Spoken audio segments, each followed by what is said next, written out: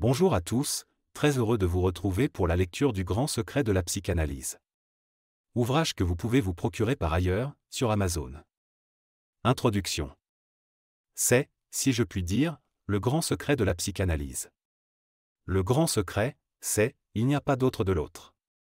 Jacques Lacan, Le désir et son interprétation, Paris, édition de La Martinière, 2013, page 353. À quoi peut renvoyer cette étrange formule que Lacan présente comme le grand secret de la psychanalyse? Je pense qu'elle renvoie à l'islam, et plus particulièrement, à la profession de foi de l'islam. En tous les cas, c'est l'hypothèse que je propose. C'est une hypothèse qui risque sans doute d'affoler beaucoup de psychanalystes, mais elle me paraît malgré tout indiquer une direction tout à fait pertinente. La psychanalyse a toujours été d'une certaine façon scandaleuse, et ce que je propose ici, n'est rien d'autre que de poursuivre ce scandale. Dire que le grand secret de la psychanalyse, c'est la profession de foi de l'islam, c'est un scandale, mais ce scandale permet, malgré tout, de saisir quelle est la véritable source d'où s'inspire Lacan pour concevoir son enseignement. Il n'y a pas d'autre de l'autre, est une formule un peu énigmatique, mais elle s'éclaire très bien en effet dès qu'on la rapporte à la profession de foi de l'islam. Quand on écrit côte à côte, il n'y a pas d'autre de l'autre, et il n'y a pas d'autre Dieu que Dieu, on s'aperçoit tout de suite que ces deux formules avaient vocation à être rapprochées. Cela dit, mon but ici n'est pas de mettre en avant l'islam, mais d'essayer d'éclairer au mieux l'orientation lacanienne. L'objectif est d'isoler la bonne référence. Bien évidemment, l'enseignement de Lacan, on pourrait aussi l'aborder à partir du judaïsme ou du christianisme, ou encore du néoplatonisme, mais cette voie de l'islam me paraît être celle qui correspond le mieux à l'orientation lacanienne. Je pense que c'est la meilleure voie à suivre, la plus appropriée pour lire Lacan. Si je pars de la profession de foi de l'islam, c'est parce que l'ensemble de son enseignement gravite autour d'elle. Il n'y a rien de plus illuminant, en effet, que de lire Lacan en partant de la profession de foi de l'islam. L'enseignement de Lacan est vraiment difficile à comprendre, ce n'est que lorsqu'on dispose de cette référence-là, de cette référence islamique, que l'on arrive un peu à décrypter son enseignement. C'est que Lacan n'a pas vraiment emprunté la voie de Freud. Le retour à Freud de Lacan ne passe pas par Freud, mais par la tradition islamique. S'il apporte une montagne de références freudiennes, c'est justement pour ne pas qu'on puisse s'en apercevoir. Il présente Freud comme essentiel à son enseignement, mais sa véritable référence c'est l'islam.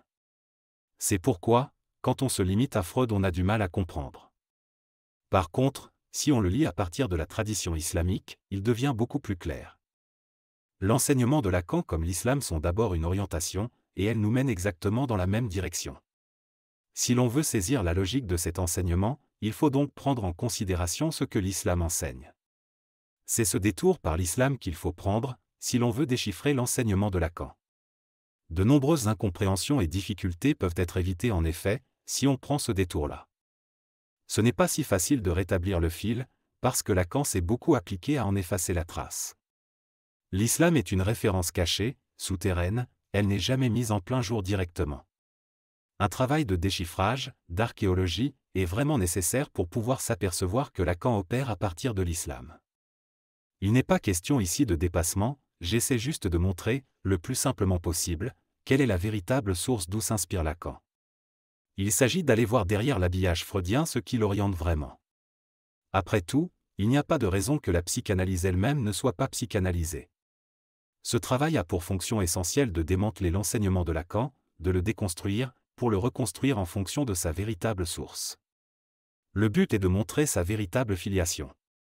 Aborder l'enseignement de Lacan à partir de l'islam, c'est quelque chose que je n'avais absolument pas prévu, c'est une perspective qui s'est imposée à moi. Dans mon intention initiale, j'essayais juste de comprendre, de trouver un fil. Mais à force de lire les séminaires de Lacan, à un moment donné, cela m'a fait penser à l'islam. J'ai fini par réaliser qu'il y avait entre l'enseignement de Lacan et l'islam une connexion très forte.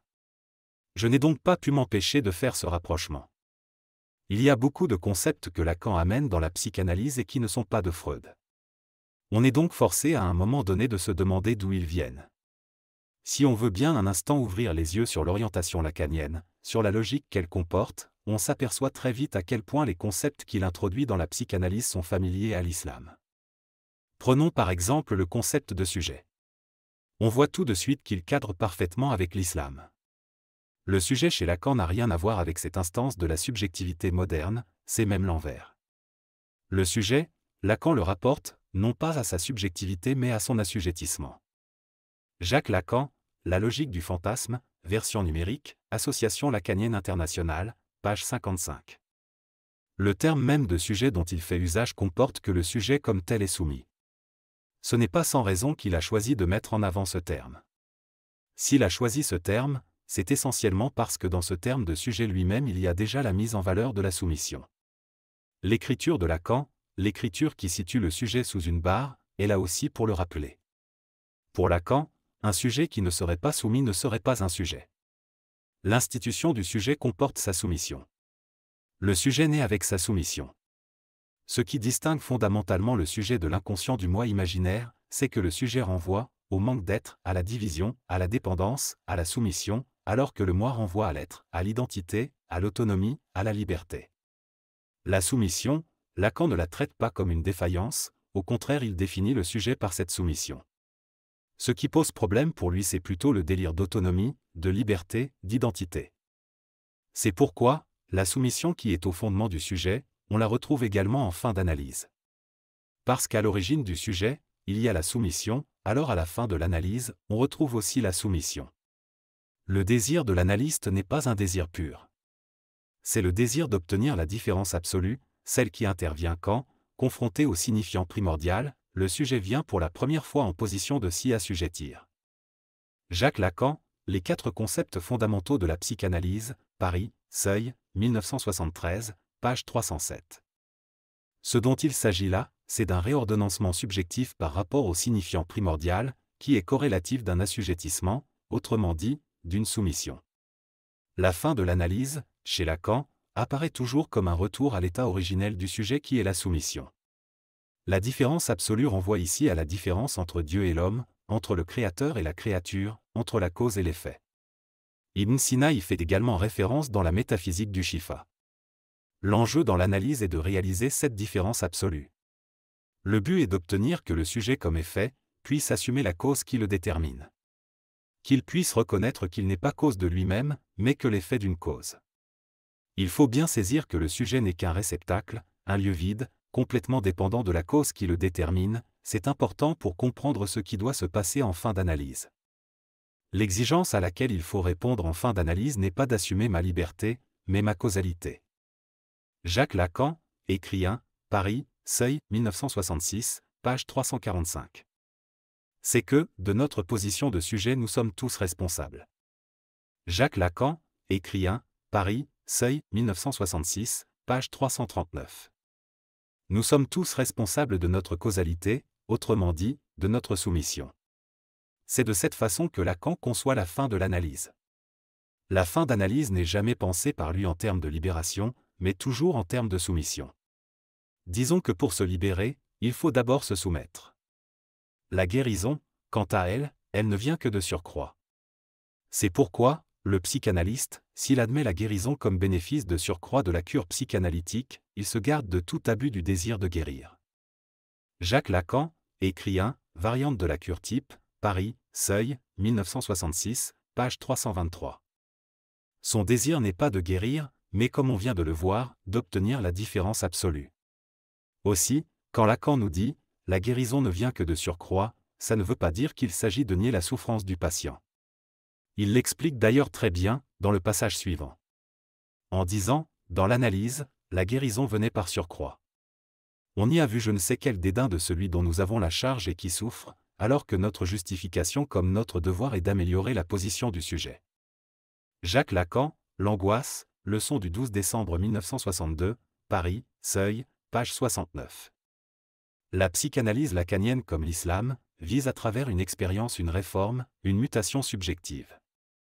Et cette mutation subjective consiste avant tout, à retrouver cette position de sujet, ce qu'on appelle dans l'islam, la fitra. C'est pourquoi d'ailleurs, l'interprétation n'est pas ouverte à tous les sens. Elle n'est point n'importe laquelle. Elle est une interprétation significative, et qui ne doit pas être manquée. Cela n'empêche pas que ce n'est pas cette signification qui est, pour l'avènement du sujet, essentielle. Ce qui est essentiel, c'est qu'il voit, au-delà de cette signification, à quel signifiant, non-sens, irréductible, traumatique il est, comme sujet, assujetti. Jacques Lacan, les 4 concepts fondamentaux de la psychanalyse, Paris, Seuil, 1973, page 279. Il y a toujours, en fin d'analyse, chez Lacan, la présence de la soumission, qui peut être comme là au signifiant primordial, mais qui peut être aussi au grand autre, au réel, à l'inconscient, ou à l'un. Quelle que soit la façon dont il énonce la fin de l'analyse, il est toujours question de soumission. Prenons maintenant le concept du grand autre. On voit tout de suite, là aussi, qu'il est tout à fait conforme à celui de l'islam, à ce grand autre, unique, séparé, situé par Ibn Rushd comme un intellect agent, au-dessus de tous les hommes, et à ce grand autre situé par Ibn Sina comme cause. De la même façon que la tradition islamique, Lacan va célébrer la domination de l'autre sur le sujet. Le grand autre est tout-puissant par rapport au sujet. Il s'affirme comme un ordre transcendant.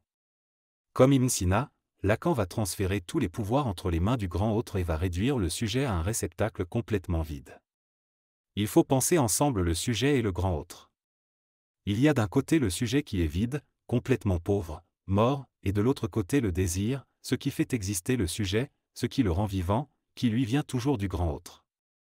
Le véritable partenaire du sujet chez Lacan, ce n'est pas son semblable, le petit autre, mais le grand autre. C'est pourquoi il va dire que le désir de l'homme est le désir de l'autre.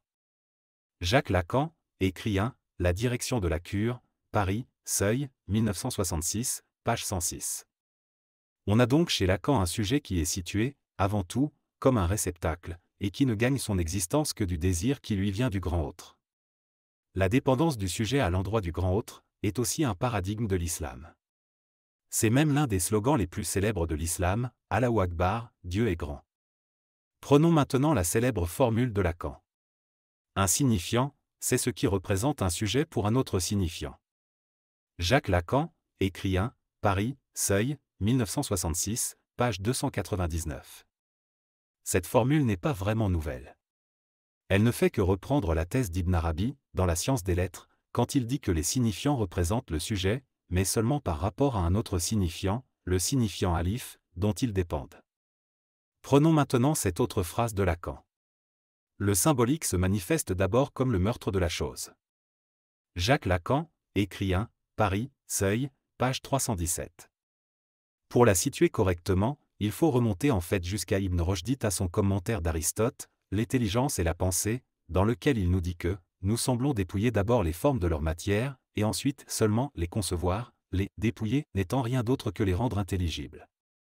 Averroès, L'intelligence et la pensée, Paris, Flammarion, 1998, page 60. Qu'est-ce que c'est que ce dépouillement? C'est d'abord une destruction. Le verbe dépouiller ici signifie la même chose que déconstruire, détruire. Pour Ibn Rushd, penser un objet consiste en premier lieu à le détruire, à anéantir sa réalité sensible. L'objet n'est pensable que sur le fond de l'annulation de sa matérialité. Telle était précisément la leçon de Ibn Rushd, commentant à sa manière Aristote, et c'est cette leçon que reprendront fidèlement Alexandre Kojève, Maurice Blanchot et Lacan. De même que Ibn Rushd, Alexandre Kojève va dire, tant que, par exemple, le sens, ou l'essence, chien est incarné dans une entité sensible, ce sens, essence, vie, c'est le chien réel qui court, boit, mange. Mais lorsque le sens, essence, chien passe dans le mot chien, c'est-à-dire devient concept abstrait qui est différent de la réalité sensible qu'il révèle par son sens, le sens, essence, meurt, le mot chien ne court pas, ne boit pas et ne mange pas, en lui le sens, l'essence, cesse de vivre, c'est-à-dire qu'elle meurt. Et c'est pourquoi la compréhension conceptuelle de la réalité équivaut à un meurtre. Alexandre Kojève, Introduction à la lecture de Hegel, Paris, Gallimard, 1947, page 373. De même, Maurice Blanchot va dire que le langage courant appelle un chat, comme si le chat vivant et son nom étaient identiques. C'est une erreur. Car le chat n'est pas un chat. C'est un chat mort. Le mot me donne ce qu'il signifie, mais d'abord il le supprime. Maurice Blanchot, De Kafka à Kafka, Paris, Gallimard, 1981, page 36. De même, Lacan va dire, ainsi le symbolique se manifeste d'abord comme le meurtre de la chose. Jacques Lacan, écrit 1, Fonction et champ de la parole et du langage, Paris, Seuil, 1966, page 317. Qu'est-ce que cogiter pour Ibn Rushd? C'est d'abord, dépouiller, détruire la matérialité d'une chose, mais c'est également la rendre présente lorsqu'elle s'absente, ce que l'on veut dire par « cogitation » n'est rien d'autre que cela, à savoir que la faculté cogitative pose la chose absente au sens comme une chose sentie. Averroès, L'intelligence et la pensée, Paris, Flammarion, 1998, page 145. C'est également la convocation au présent de la chose qui a déjà été sentie et oubliée. Averroès, cité par Jean-Baptiste Brenet, Je fantasme, Paris, Verbier, 2017, page 112. Mais aussi rendre présent une chose qui n'a jamais été sentie. Quel exemple Ibn Rushd va-t-il prendre pour soutenir son argument? Il va prendre l'exemple de l'éléphant, de cette façon, celui qui n'a jamais aperçu l'éléphant par le sens peut se le représenter. Averroès, cité par Jean-Baptiste Brenet, Je fantasme, Paris, Verbier, 2017, page 112. Et quel exemple Lacan va-t-il prendre pour montrer que la fonction du symbolique est de représenter une chose absente? Il va prendre lui aussi, comme par hasard, l'exemple de l'éléphant. Certes, le concept n'est pas la chose en ce qu'elle est, pour la simple raison que le concept est toujours là où la chose n'est pas, il arrive pour remplacer la chose, comme l'éléphant que j'ai fait entrer l'autre jour dans la salle par l'intermédiaire du mot éléphant. Si ça a tellement frappé certains d'entre vous, c'est qu'il était évident que l'éléphant était bien là dès lors que nous le nommions. Jacques Lacan, Les écrits techniques de Freud, Seuil, 1975, page 370. Prenons maintenant le concept de l'un. Ce concept, Lacan n'est pas nécessairement allé le chercher dans le Parménide de Platon, il se trouve aussi au cœur de l'islam. Il y a l'un du Parménide, il y a l'un de Plotin, l'un de Proclus, mais aussi l'un du monothéisme et de l'islam. S'il y a un point fondamental dans l'islam, c'est bien celui de l'un, du tawhid. C'est comme ça que dans la tradition islamique on en viendra, bien avant Lacan, à symboliser la source du vivant par un trait, en comparant Dieu à un signifiant, à la première lettre de l'alphabet arabe alif, qui s'écrit avec un trait vertical. Qui sommes-nous? Dans ce monde compliqué, qu'y a-t-il en fait d'autre que lui, qui est simple comme l'alif? Rien, rien. Jalal-od-Din Rumi, Matnaoui, La quête de l'absolu, livre 1 à 3, Paris, Rocher, 2004, page 146. On a ici le modèle originaire du signifiant unaire de Lacan. Si Lacan a mis, à un moment donné, l'accent sur le trait, ce n'est pas d'une pure provenance freudienne ou saussurienne, c'est une idée empruntée à la tradition islamique. Bien avant Lacan, s'inspirant d'un verset du Coran, Kun fayakun, Ibn Arabi va faire du sujet l'effet du signifiant. Déjà là, ce n'est pas le sujet qui crée le signifiant, mais le signifiant qui crée le sujet. De même, Lacan lui aussi va faire du signifiant la cause du sujet. Le trait unaire est avant le sujet. Au commencement était le verbe, ça veut dire, au commencement est le trait unaire. Tout ce qui est enseignable doit conserver ce stigmate de cet initium ultra simple. C'est la seule chose qui puisse à nos yeux justifier l'idéal de simplicité, car c'est d'ores et déjà par cet appareil du trait unaire qu'ils se sont constitués comme sujet.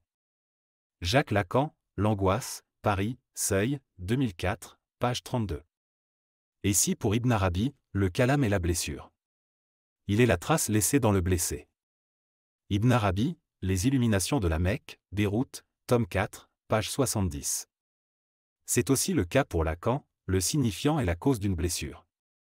Ce dont il s'agit, la blessure, se tient ailleurs, dans un effet qu'au départ, pour le rappeler, j'ai distingué de l'imaginaire comme symbolique, il est dans la béance qui se produit ou qui s'aggrave, car nous ne pouvons sonder ce qui de cette béance était déjà là dans l'organisme, de la béance entre le corps et sa jouissance, pour autant que donc, ai-je dit, ce qui la détermine ou qui l'aggrave, et seul nous importe cette aggravation, c'est l'incidence du signifiant, l'incidence même de la marque, l'incidence de ce que j'ai appelé tout à l'heure le trait unaire, qui lui donne donc sa consistance. Jacques Lacan, D'un autre à l'autre, leçon du 22 janvier, Paris, Seuil, 1969, page 127. Unaire, cela veut dire qu'il est le premier et qu'il est unique, qu'il est la seule cause véritable, cela veut dire aussi qu'il n'y a pas d'autre de l'autre, cela n'est pas valable que pour Lacan, c'est également valable pour l'islam, c'est même le premier pilier de l'islam. Prenons maintenant le concept du phallus de Lacan, concept qui renvoie avant tout un attribut divin inaccessible à la femme comme à l'homme, signifiant du manque à être, celui qui supporte la fonction de la castration, qui ouvre une béance au cœur de l'homme. Ce concept, il faut le savoir, ne fait que réactualiser la thèse d'Ibn Sina. On peut voir en effet qu'il est tout à fait conforme à l'attribut divin, Samad, mis en avant par Ibn Sina dans son commentaire de la sourate 112 du Coran, hormis l'être nécessaire, autrement dit la cause, nous dit-il, l'équidité de toutes les autres choses, comme tu le sais, ne méritent pas l'être. Mais au contraire par elles-mêmes, abstraction faite de leur relation à l'être nécessaire, elles méritent le non-être. C'est pourquoi toutes en elles-mêmes sont fausses et leur vérité est par lui. Avicenne, La métaphysique du Shifa, livre de 6 à 10, Paris, Vrin, page 95. Aussi pour Ibn Sina, tout ce qui a une quiddité a un creux, une cavité, qui est cette quiddité? Ibn Sina, commentaire de la sourate à Samadiyya, cité par Amélie-Marie Guinjon, La distinction de l'essence et de l'existence d'après Ibn Sina, Paris, Desclés de Brouet, 1937, page 147. Autrement dit, tout ce qui a une quiddité est un manque à accent grave être, et ne peut recevoir l'être que de l'un, du seul être qui soit samad, c'est-à-dire impénétrable, massif, et sans aucun creux. Celui dont tout dépend, mais qui ne dépend de rien. Ibn Sina, commentaire de la sourate à Samadiyya, cité par Amélie-Marie Guinjon, La distinction de l'essence et de l'existence d'après Ibn Sina, Paris, Desclés de Brouet, 1937, page 147. Prenons maintenant le concept de cause. L'islam comme la psychanalyse lacanienne sont deux expériences qui se réclament de la dépendance à une cause. Il n'y a pas que chez Lacan où l'on parle de cause, c'est aussi le cas dans l'islam. La cause, pour l'islam, ça ne peut être que Dieu, seul Dieu est vraiment cause, il est la cause des causes. Avicenne, La métaphysique du Shifa, livre 1 à 5, Paris, Vrin, 1978, page 86. Cela est valable, en tout cas, depuis qu'Ibn Sina a pris la cause première d'Aristote pour la rapporter à Dieu, pour rappeler que Dieu est la cause première de tout ce qui existe. C'est lui également qui est le premier à distinguer l'essence de l'existence et qui présente le sujet, comme un réceptacle vide, comme une non-essence, complètement dépendant de la cause. Cette référence à la cause, il faut dire, qu'on la trouve aussi dans le Liber de Causi. Lacan ne fait que remettre au goût du jour, comme Maître Eckhart avant lui, ce terme de cause qui était si prégnant dans la métaphysique du Shifa et dans le Liber de Causi. Il ne faut pas oublier qu'il y a bien avant la cause freudienne cette cause islamique sans laquelle probablement la cause freudienne elle-même ne serait rien. Quand Lacan nous dit que le sujet n'est qu'un réceptacle vide, qu'un manque d'être, complètement dépendant de la cause qui le détermine, au fond, il ne fait que réaffirmer le déterminisme islamique. Prenons maintenant le concept de vérité, la vérité comme non-voilement, qui était si cher à Lacan, concept à distinguer de celui de la vérité comme adéquation d'une pensée à une chose. C'est un concept que l'on retrouve également dans la tradition islamique, par exemple chez Al-Ghazali, dans l'éducation de l'âme, il nous dit que l'important pour celui qui s'engage dans la voie spirituelle consiste à lever le voile et l'obstacle qui se dresse entre lui et la vérité. Ce qui rend les créatures incapables de connaître la vérité, est l'accumulation des voiles et la présence de l'obstacle qui s'interpose au cheminement. Al-Ghazali, L'éducation de l'âme, Paris, Al-Bourak, 2019, page 86. Prenons maintenant le concept du réel. Le réel que Lacan introduit dans la psychanalyse, celui dont il dit c'est mon invention, il faut le savoir, se trouve déjà dans l'islam. Il n'est pas propre à Lacan et ce n'est certainement pas son invention. Dans la religion chrétienne, on parle de Dieu essentiellement comme étant le Père, dans le judaïsme essentiellement comme étant le Dieu de la loi, mais dans l'islam, on parle de Dieu avant tout comme étant le réel, El-Haq. Le réel qui se situe dans l'inconscient, on peut dire qu'il est analogue à celui de l'islam, à ce réel qui se situe dans le Reb. C'est dans l'islam que l'on peut le mieux saisir le sens du réel chez Lacan. La psychanalyse lacanienne, comme l'islam, atteste d'un réel, témoigne d'un réel que l'on ne peut démontrer, que l'on ne peut affirmer directement. C'est un réel qui n'a rien à voir avec la réalité, c'est un réel absolu, hors savoir, avec lequel il n'y a pas du tout de rapport direct. C'est un réel séparé de toute forme de représentation, mais qui pourtant soutient le sujet. Il faut aussi savoir qu'il y a chez Lacan une certaine équivalence conceptuelle entre le réel et la vérité, entre le réel et le grand autre, entre le réel et la cause, entre le réel et l'un, et qu'il y a également cette même équivalence dans l'islam, Dieu est la fois le grand autre, la vérité, le réel est l'Haq, la cause, et l'un. Prenons maintenant le concept d'inconscient. Dans la psychanalyse il faut croire à l'inconscient, et dans l'islam il faut croire au Reb. Pour Lacan comme pour l'islam, la chose la plus importante nous échappe, elle se situe toujours là où on manque le sens, là où manque la représentation, là où il n'y a pas d'affirmation directe. Prenons maintenant l'objet A de Lacan, l'objet cause du désir, on voit là aussi qu'il est parfaitement conforme à ce que l'on peut trouver dans la tradition islamique. Il ne faut pas oublier que Lacan a fini par remettre en question le complexe d'Oedipe. Pour montrer que la constitution du désir est antérieure à la constitution de la fonction paternelle et à la séparation avec la mère, Lacan va introduire l'objet petit a. Cet objet, on peut voir qu'il est tout à fait conforme à l'objet perdu de Rumi. Écoute le nez, la flûte de roseau, raconter une histoire, il se lamente de la séparation, depuis qu'on m'a coupé de la jonchée, ma plainte fait gémir l'homme et la femme. Je veux un cœur déchiré par la séparation pour y verser la douleur du désir. Quiconque demeure loin de sa source aspire à l'instant où il lui sera à nouveau uni. Jalal-Odeddin Rumi, Matnaoui, La quête de l'absolu, livre 1 à 3, Paris, Rocher, 2004, page 49. Le thème de la séparation, de l'objet perdu, est un thème qui est au cœur de la poésie de Rumi. Toute la poésie de Rumi gravite autour de l'objet perdu, le bien-aimé, l'autre absolu. Aussi pour Rumi l'important est de bien distinguer entre l'objet perdu, l'autre absolu, qui cause le désir, et les objets du désir qui ne sont que des ombres et reflets.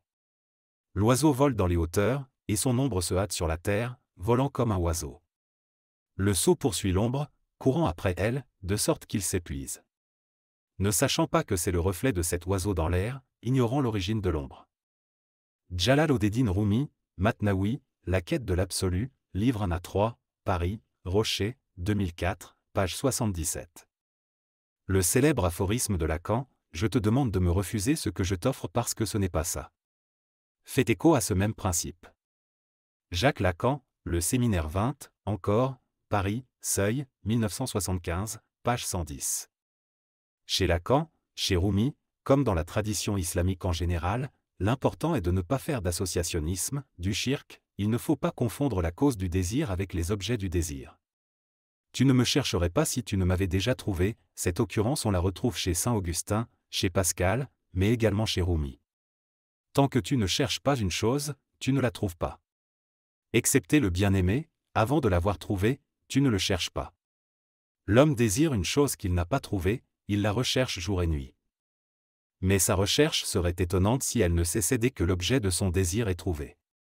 Car un désir fixé sur un objet déjà trouvé ne peut figurer dans l'esprit humain, l'homme ne peut imaginer un désir semblable, car il est attiré par le nouveau. La recherche qui concerne la chose déjà trouvée est propre à Dieu, car Dieu le Très-Haut a en sa puissance toute chose. Kun fayakun, celui qui trouve, le magnanime, car celui qui trouve est celui qui a trouvé toute chose. Rumi, Le livre du dedans, Paris, Actes Sud, 1982, page 238. Rumi fait ici une distinction entre deux sortes de recherche. Entre la recherche inauthentique, qui concerne les objets qui sont devant, et la recherche authentique, fondamentale, qui concerne le bien-aimé, l'autre absolu, qui est derrière. Dans les 4 concepts fondamentaux de la psychanalyse, Lacan développe exactement la même idée. Le terme de recherche, je m'en méfie. Pour moi, je ne me suis jamais considéré comme un chercheur. Comme l'a dit un jour Picasso, au grand scandale des gens qui l'entouraient, je ne cherche pas, je trouve. Il y a d'ailleurs, dans le champ de la recherche dite scientifique, 2 domaines, qu'on peut parfaitement reconnaître, celui où l'on cherche, et celui où l'on trouve. Chose curieuse, cela correspond à une frontière assez bien définie quant à ce qui peut se qualifier de science. Aussi bien, y a-t-il sans doute quelque affinité entre la recherche qui cherche et le registre religieux. Il s'y dit couramment, tu ne me chercherais pas si tu ne m'avais déjà trouvé. Le déjà trouvé est toujours derrière, mais frappé par quelque chose de l'ordre de l'oubli. N'est-ce pas ainsi une recherche complaisante, indéfinie, qui s'ouvre alors? Jacques Lacan, Les 4 concepts fondamentaux de la psychanalyse, Paris, Seuil, 1973, page 16. Prenons maintenant le concept du fantasme. Ce concept on le retrouve aussi dans la tradition islamique. Bien avant Lacan, concernant la mélancolie, Avicenne aborde déjà la cure à partir du fantasme.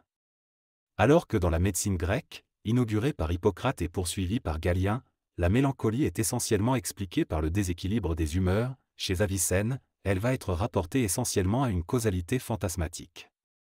Avicenne insiste, en effet, sur le fait que cette maladie mélancolique, étant causée par une image permanente et obsédante de l'être aimé dans l'esprit de l'amoureux, doit être traitée avant tout de manière psychologique, c'est-à-dire en employant une thérapie capable de distraire l'esprit du patient afin d'éloigner de ses pensées l'objet de son obsession. Jacques Ferrand, De la maladie d'amour ou mélancolie érotique, Paris, Garnier, 2010, page 81. Dans la médecine grecque, la causalité étant purement physique, le traitement, lui aussi sera du même ordre. Il sera essentiellement pharmaceutique ou chirurgical, d'où notamment la pratique des saignées pour purger et retirer le sang pollué. Par contre, chez Avicenne, la causalité étant essentiellement d'ordre psychologique, le but du traitement sera d'obtenir, par un travail sur le fantasme et l'imagination, le désinvestissement de l'objet. Il faut que la pensée du malade se porte vers d'autres objets que l'objet de son obsession, afin qu'il puisse de nouveau désirer ailleurs. C'est pourquoi Avicenne va situer la cure au niveau du fantasme et non au niveau des symptômes. Parce que le fantasme est le lieu de l'investissement, la cure portera aussi sur le fantasme. C'est là, dans le fantasme, où doit se dérouler l'essentiel de la cure, comme travail de désinvestissement, de dépouillement. À partir de là, on comprend mieux pourquoi Lacan va lui aussi situer l'expérience analytique au niveau du fantasme et non au niveau du symptôme. La valeur de la psychanalyse, c'est d'opérer sur le fantasme. Jacques Lacan, tous écrits, Discours de clôture des journées sur les psychoses, version numérique, 1967, page 1090. La traversée du fantasme, cette conception, Lacan ne l'a pas trouvée non plus tout seul. Elle était déjà présente également chez Avicenne. Giorgio Agamben dans Stanze montre bien qu'il y avait déjà chez Avicenne cette idée de traversée du fantasme.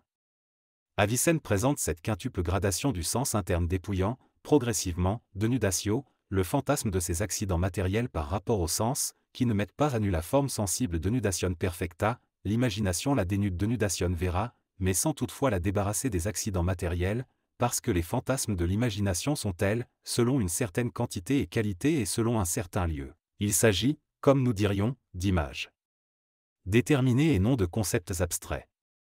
Au sommet de la cavité médiane du cerveau, l'estimative poursuit cette mise à nu du fantasme, dont elle appréhende les intentions non sensibles, comme le caractère bon ou mauvais, convenable ou incongru.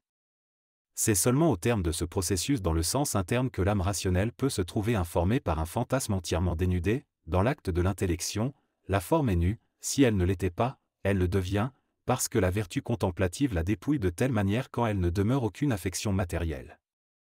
Giorgio Agamben, Stanze, Paris, Payot et Rivage, 1994, page 132. Qu'est-ce que c'est que cette mise à nu, ce déshabillage du fantasme? C'est avant tout une traversée.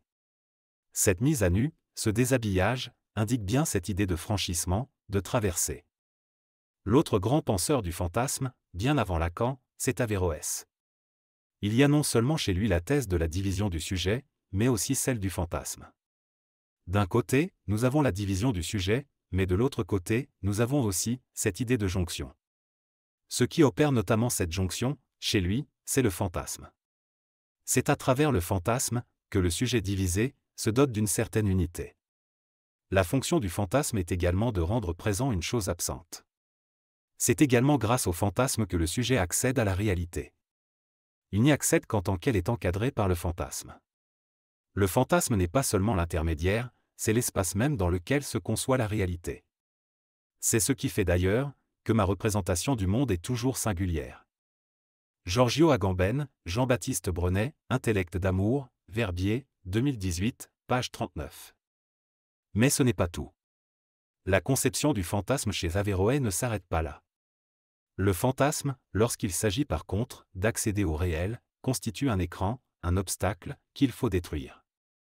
Giorgio Agamben, Jean-Baptiste Brenet, Intellect d'amour, Verbier, 2018, page 43. Toutes ces différentes conceptions du fantasme se retrouvent comme par hasard également chez Lacan, non seulement la division du sujet, mais aussi l'idée que c'est à travers le fantasme que le sujet s'imagine complet. On retrouve aussi l'idée que le fantasme fait à la réalité son cadre, ou encore, que le fantasme n'est jamais que l'écran qui dissimule quelque chose de tout à fait premier. D'où cette nécessité, en fin d'analyse chez Lacan, de traverser du fantasme. Jacques Lacan, Les 4 concepts fondamentaux de la psychanalyse, Paris, Seuil, 1973, page 70. Prenons maintenant la fonction du psychanalyste. La fonction du psychanalyste diffère de celle du psychiatre, elle diffère aussi de celle du psychologue, par contre elle s'apparente beaucoup à celle du guide spirituel qui agit dans le silence. Pour comprendre ce rapprochement, il faut remonter au XIIe siècle à Grenade. C'est à cette époque qu'une querelle éclate entre les disciples qui souhaitent s'engager dans un cheminement mystique. Cette querelle était la suivante: pour s'engager dans cette voie mystique, est-il absolument nécessaire de se mettre sous la direction d'un guide spirituel? Ou peut-on se contenter d'une culture livresque? Cette querelle a beaucoup intéressé notamment Ibn Khaldoun qui y répond dans La Voie et la Loi. Pour lui, le guide spirituel est absolument nécessaire. Sans le cheikh, il est impossible, en règle générale, que cette entreprise ait lieu. Cela, pour plusieurs raisons. Ibn Khaldoun, La Voie et la Loi, Actes Sud, 1991, page 200. En tous les cas, une culture livresque ne suffit pas, il est indispensable de se faire accompagner d'un guide. Aussi pour Ibn Khaldoun, le guide spirituel ne se définit pas comme l'homme d'un savoir acquis, mais comme celui ayant expérimenté personnellement ce cheminement mystique jusqu'à son terme. Ibn Khaldoun, La Voie et la Loi, Actes Sud, 1991, page 21. C'est également le cas pour le psychanalyste, dans l'orientation lacanienne. Un psychanalyste est tout d'abord celui qui a mené l'expérience analytique jusqu'à son terme. Et ce n'est qu'à partir de là qu'il peut devenir psychanalyste, une formation livresque, universitaire, n'est pas suffisante. Le fait que Lacan parle d'une expérience à vivre plutôt que d'une cure est aussi un point commun. L'islam, comme la psychanalyse, vise à travers une expérience une réforme, une mutation subjective. Même si Lacan n'a jamais voulu le révéler, on voit bien que l'islam a eu une influence très forte sur lui. Le sujet, le grand autre, le réel, l'un, le trait unaire, le signifiant, la cause, l'objet petit a, la vérité, le fantasme, la fonction et la formation du psychanalyste, il n'y a pas d'autre de l'autre, ce sont là, autant de références qui sont communes à l'islam et qui montrent à partir de quoi Lacan a construit son enseignement. Cela peut sans doute étonner, mais l'orientation lacanienne est exactement similaire à l'orientation islamique. C'est pourquoi, si l'on veut lire correctement Lacan, c'est d'abord à l'islam qu'il faut se référer. Même si Lacan ne cite que très rarement les auteurs de la tradition islamique, ils sont pour lui un point d'appui essentiel. L'erreur, en effet, est de croire que son enseignement n'est qu'un simple retour à Freud.